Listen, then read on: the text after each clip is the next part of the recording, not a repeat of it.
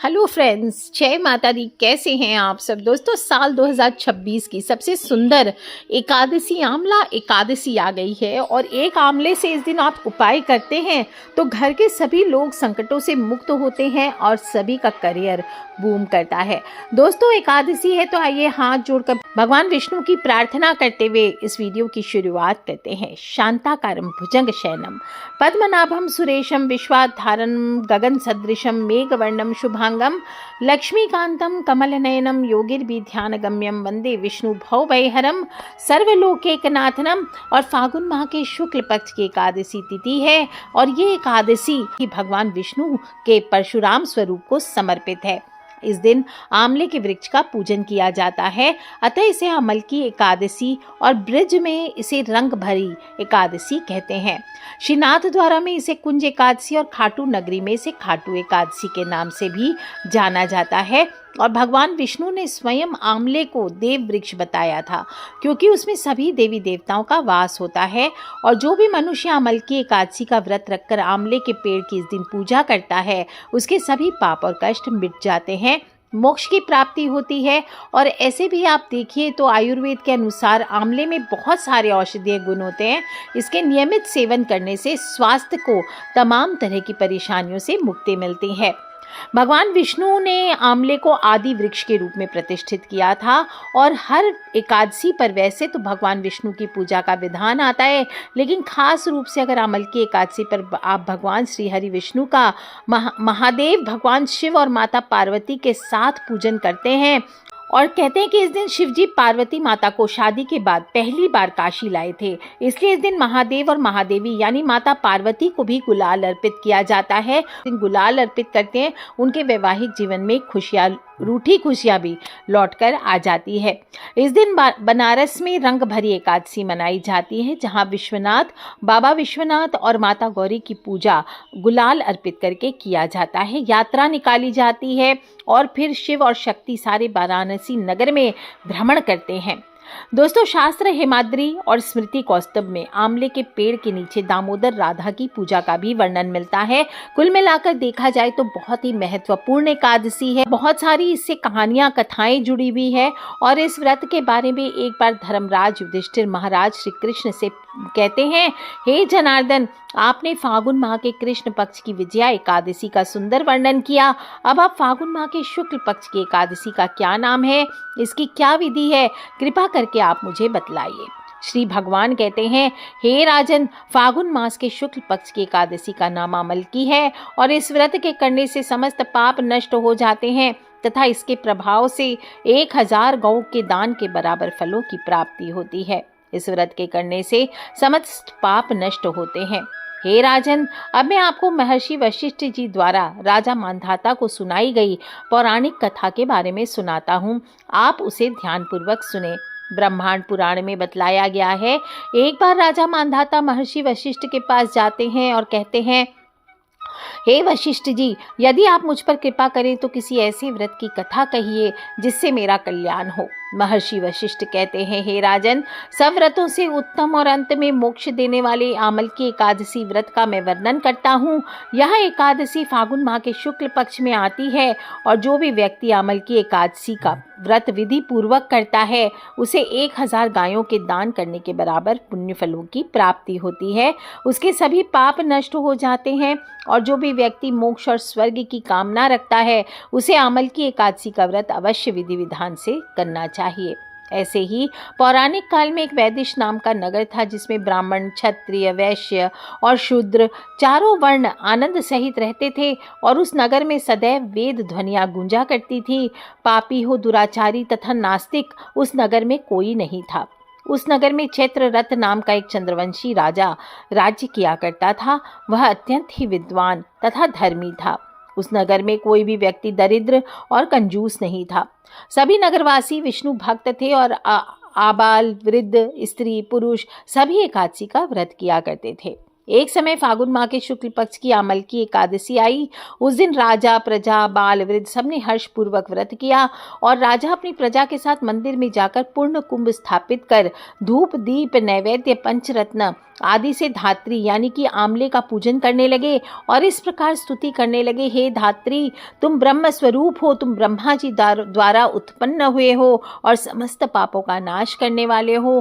तुमको नमस्कार है, अब तुम मेरा अर्घ्य स्वीकार करो। तुम श्री रामचंद्र जी द्वारा सम्मानित हो, मैं आपकी प्रार्थना करता हूँ, अतः आप मेरे समस्त पापों का नाश करें। उस मंदिर में सबने इस प्रकार से प्रार्थना करके रात्रि का जागरण किया और रात के समय वहाँ एक बहेलिया आया जो अत्यंत ही पापी और दुराचारी था।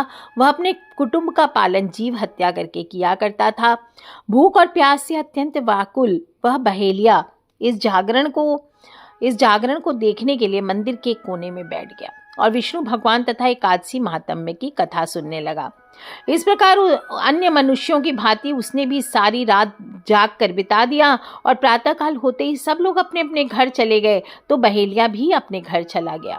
घर जाकर उसने भोजन किया और कुछ समय बीतने के पश्चात उस बहेलिये की मृत्यु हो गई। मगर उस अमल की एकादशी व्रत की तथा जागरण की वजह से उसने राजा विदुरथ के घर जन्म लिया और उसका नाम वसुरथ रखा गया। युवा होने पर वह चतुरंगिनी सेना के सहित तथा धन धान्य से युक्त होकर 10,000 ग्रामों का पालन करने लगा। वह तेज में सूर्य के समान, कांति में चंद्रमा के समान, वीरता में भगवान विष्णु के समान और क्षमा में पृथ्वी के समान था।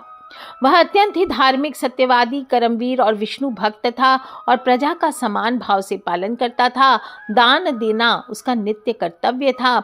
और एक दिन राजा शिकार खेलने के लिए गया। देव योग से वह मार्ग भूल गया और दिशा ज्ञान न रहने के कारण उसी वन में एक वृक्ष के नीचे सो गया। थोड़ी देर बाद पहाड़ी मलेच्छ वहां पर आ गए और राजा को अकेला देखकर मारो मारो शब्द करते हुए राजा की ओर दौड़े। मलेच्छ कहने लगे, इसी दुष्ट राजा ने हमारे माता पिता, पुत्र, पौत्र आदि अनेक संबंधियों को मारा है तथा देश से निकाल दिया है, अतः इसे अवश्य मारना चाहिए। ऐसा कहकर वे मलेच्छ उस राजा को मारने दौड़े और अनेक प्रकार के अस्त्र शस्त्र उसके ऊपर फेंके।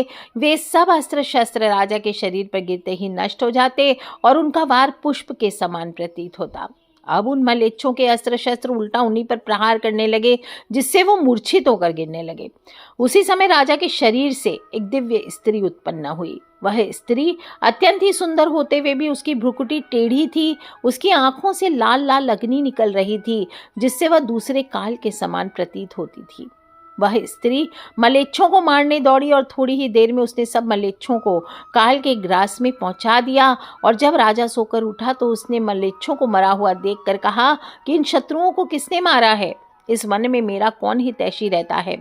ऐसा कहकर ऐसा विचार कर ही रहा था कि आकाशवाणी हुई, हे राजा, इस संसार में विष्णु भगवान के अतिरिक्त कौन तेरी सहायता कर सकता है? इस आकाशवाणी को सुनकर राजा अपने राज्य में आ गए और सुखपूर्वक राज्य करने लगे। महर्षि वशिष्ठ जी कहते हैं, हे राजन, यह अमल की एकादशी के व्रत का प्रभाव था।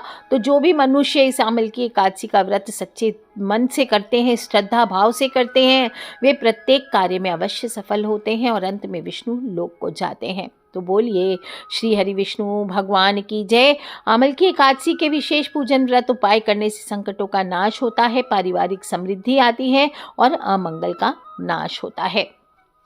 दोस्तों 2026 में अमल की एकादशी व्रत की तिथि प्रारंभ हो रही है।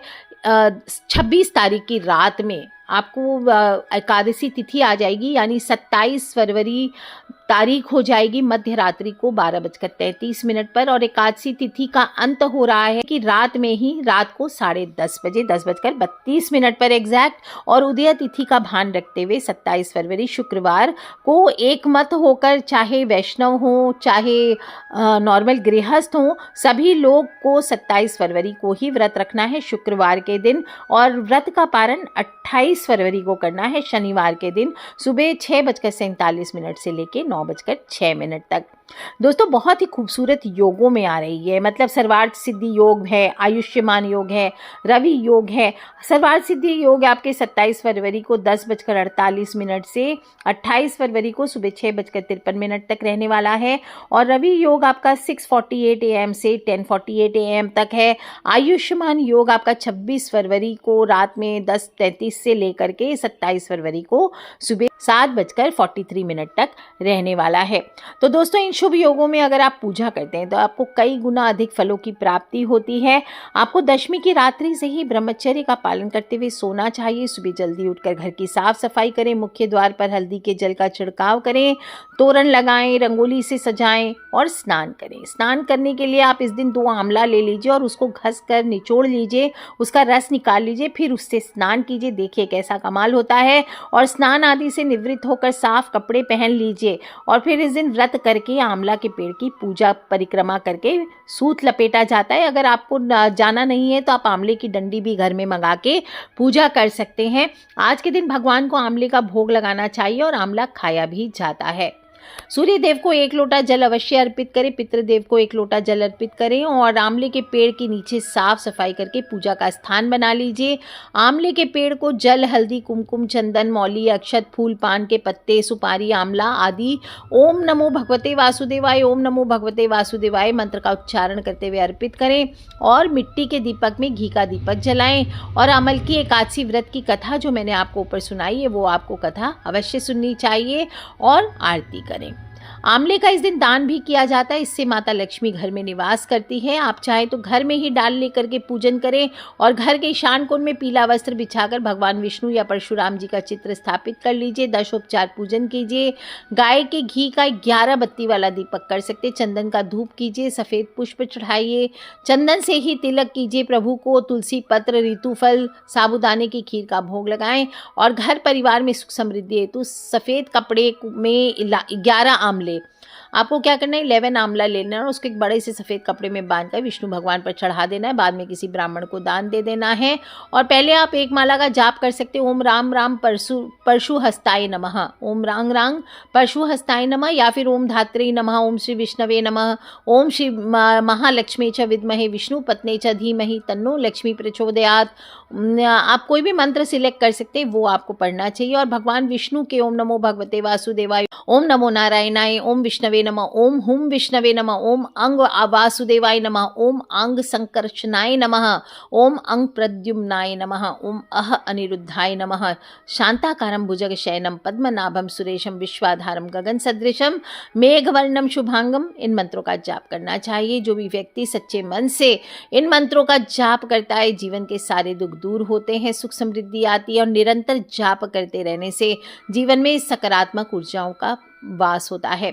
दोस्तों आप जो भी आंवला लाएंगे उसमें से 2 आंवला निकाल लीजिए, बाकी सारे प्रसाद के तौर पर आप भोजन में इस्तेमाल कर सकते हैं। घर पर अगर संकट जाता है तो 6 आंवला लेकर किसी जगह जल में प्रवाहित कर दीजिए, दान कीजिए या पीपल के नीचे रख दीजिए या गौ माता को खिला देना है। आप उपाय के अनुसार ज़्यादा भी रख सकते हैं। अगर घर पर किन्हीं लोगों को नज़र ज़्यादा लगती है तो 2 आंवला चढ़ाइए, आंवला ले और फिर वो आंवला ले लीजिए। इसमें से एक आंवला घर के सदस्य के सिर के पास और दूसरा आंवला पैर के पास रख दीजिए। तो और थोड़े समय के लिए तिल और एक नींबू रात भर उसके पास ही रख दीजिए। सुबह आंवला, काला तिल और नींबू को किसी चौराहे पर उनके ऊपर से घुमा के रखाना है। देखिए कैसे सारे नज़र बाधा किया कराया दूर होता है। और नहीं तो पूरी की पूरी पोटली किसी को दान भी कर सकते हैं या गौ माता को खिला सकते हैं। दोस्तों व्रत करें ना करें, सिर्फ उपाय भी कर सकते हैं। इस आंवले के प्रयोग से आपके घर में कभी भी धन धान्य की कमी नहीं होगी और घर हमेशा सुख समृद्धि से भरा रहेगा। घर के लोग सुखी रहेंगे, करियर मजबूत होगा, सुंदर स्वस्थ होंगे सभी घर के लोग। और आंवले के पेड़ का संबंध बुध ग्रह से है। बुध ग्रह को मजबूत करने का उपाय माना गया है। इस मंत्र के साथ बुध ग्रह की स्थिति मजबूत होती है। और आंवले के उपाय यानी आज के दिन आपको आंवले से बनी चीज़ें भी खानी चाहिए। आंवला का सेवन करने से व्यक्ति को अक्षय फल की प्राप्ति होती है, स्वास्थ्य संबंधित परेशानियां दूर होती है। और कद्दू का सेवन भी आज के दिन अवश्य करना चाहिए। फलों में आप केला, अंगूर, बादाम, पिस्ता इत्यादि अमृत फलों का सेवन कर सकते हैं। सूखे मेवे जैसे बादाम, पिस्ता आदि का सेवन कर सकते हैं। और इस दिन जौ हो, बैंगन फली हो, बैंगन हो इस दिन जौ हो, बैंगन हो, सेम फली हो, ये नहीं खाना चाहिए। एकादशी का दिन है, मांस, मदिरा, प्याज, लहसुन, शराब आदि जैसी तामसी चीज़ों का सेवन ना करें। आज के दिन चावल खाना महर्षि मेधा के मांस और रक्त के सेवन के बराबर है।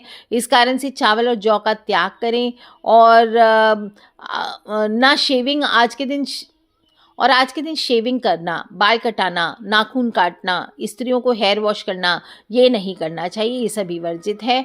आज के दिन झूठ बोलना, चोरी करना, हिंसा करना, छेड़छाड़ करना लड़कियों से और हर तरह की बुरी गतिविधियों में खुद को संलिप्त रखना, इससे आपको बचना चाहिए। ब्रह्मचर्य का पालन करें, रात्रि जागरण करें, ज़्यादा से ज़्यादा हरि कीर्तन करते हुए समय को व्यतीत करना चाहिए।